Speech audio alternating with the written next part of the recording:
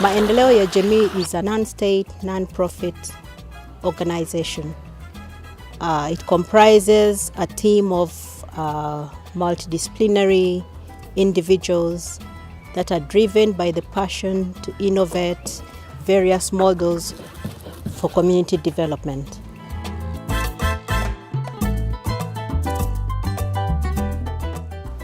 At MYJ, we are process facilitators.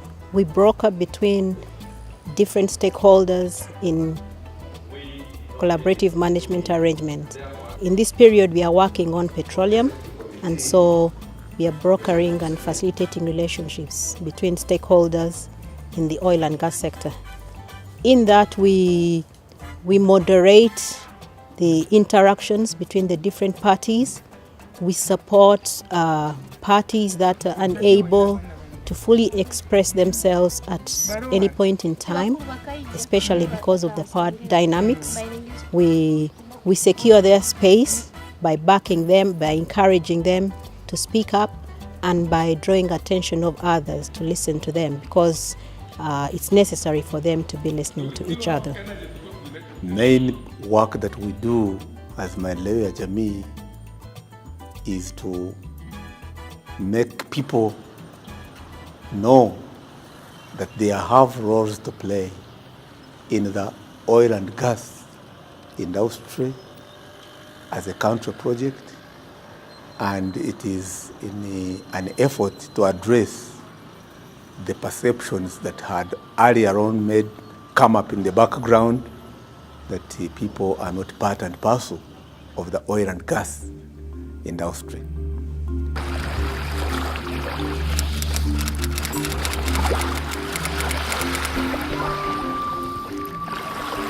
We were expecting them to come and tell us that, do you know, we are going to use your land, but we shall be renting. Actually, for us, we are expecting to get money. For us leaders, we thought maybe since we are councillors, they will bring money, they will give us free money, they will give us oil. We could go there with our jerry cans and get oil from there, put in our vehicles.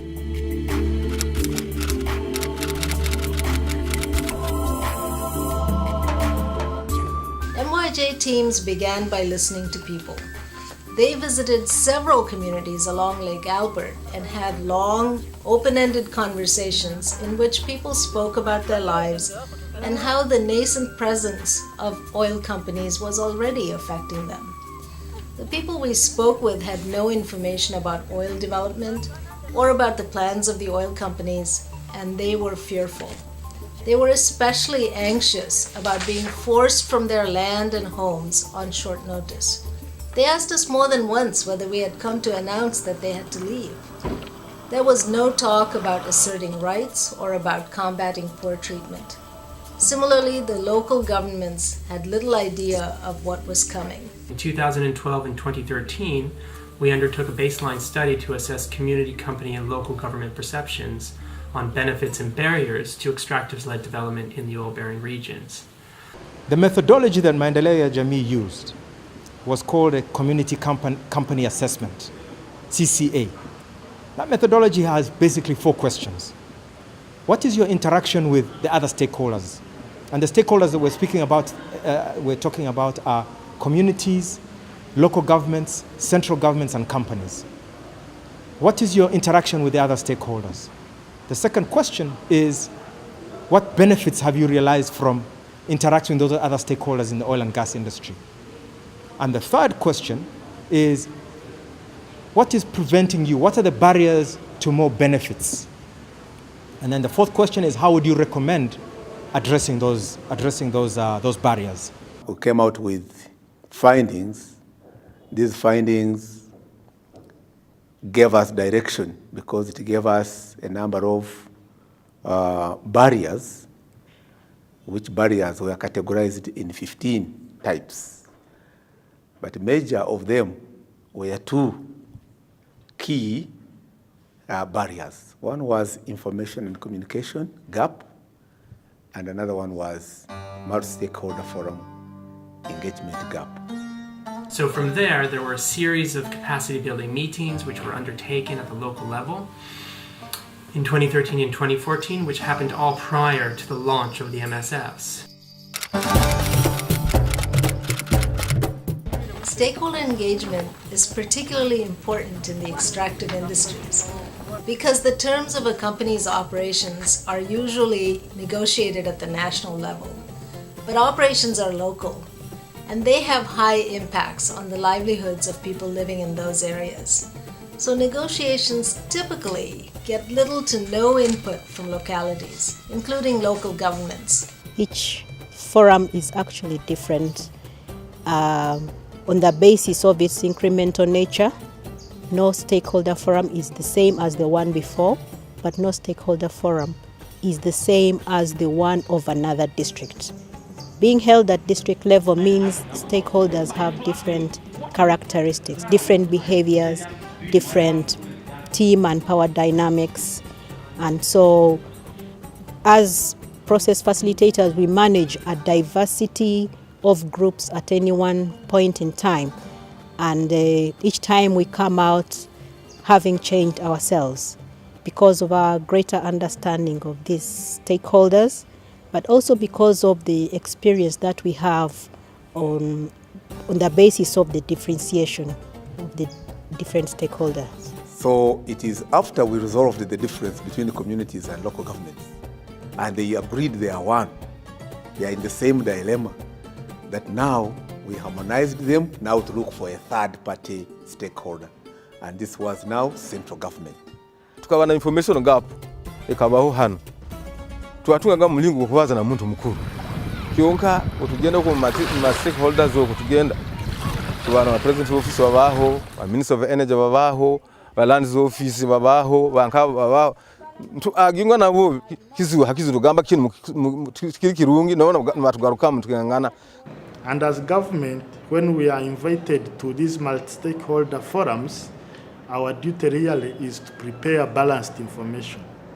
Balanced in a sense that we know there are organizations out there which give information that is largely one-sided. So our work is to come and give the other side so that the information is balanced, so that we are able to reduce those anxieties within the communities. The forums really add a lot of value because not only do they promote networking and an opportunity for sharing information, but it's also an opportunity for people to interact, stakeholders to interact with the operators, with other central government agencies, because for them they are local government, mostly dealing with most local government, but also with central government.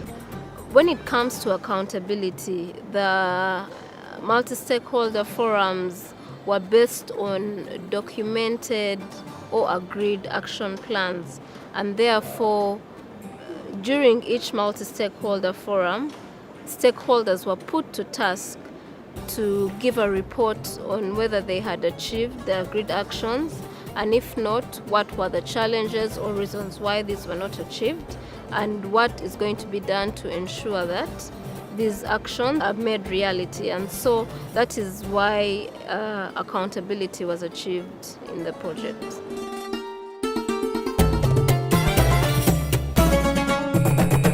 We couldn't actually define what the outputs would be, prior to the project starting. So our understanding of how outputs have led and will lead to impact has actually evolved over time. So really, I think you could call this a form of adaptive governance.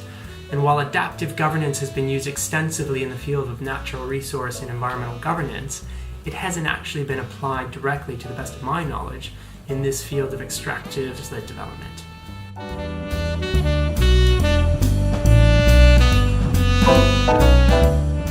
MYJ, in fact, in short, did the more of empowerment, giving us the knowledge, the skill, the courage to move forward. Because the forum had already given us the power. In fact, we became fearless. There was nobody we could fear because we felt even the biggest person was in the forum and we were able to talk to. Actually, to me, MYJ is a guiding tool.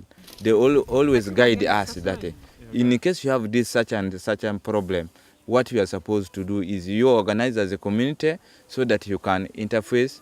Maybe you meet somebody who can help you. At least when we started those stakeholders meeting as local government, we were somehow relieved with the many questions which were coming out from the community. Because these questions could go directly to the office of the president, others to the ministry, others to Petroleum, and we were somehow relieved, and we gained momentum and some trust from our community leaders. So we are very happy that MYJ is result-oriented. It has taught us that if you are to yield results, have clear output, you need to have targets. I think it's one of the best NGOs organizations that I've seen in Uganda. If all organizations were working like them, would be very, very far. Recently we launched the Agoda, and the High Excellency, the Norwegian ambassador, was the chief guest at Serena Hotel.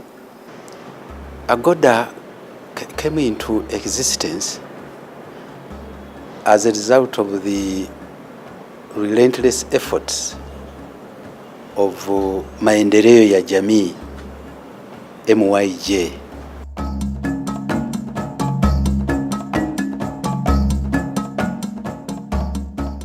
The emergence of the Albertine Graben Oil and Gas Districts Association is one of the recent, year-old outcome.